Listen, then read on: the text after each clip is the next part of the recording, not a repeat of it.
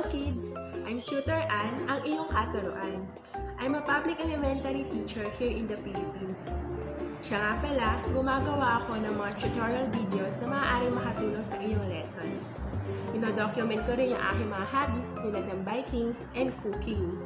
At kung bago ka lang dito sa aking channel, huwag kalimutang mag-subscribe para mas dumami pa tayo.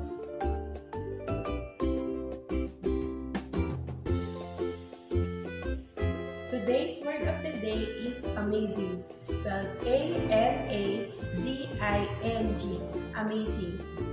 The word amazing is an adjective that means great wonder or surprise.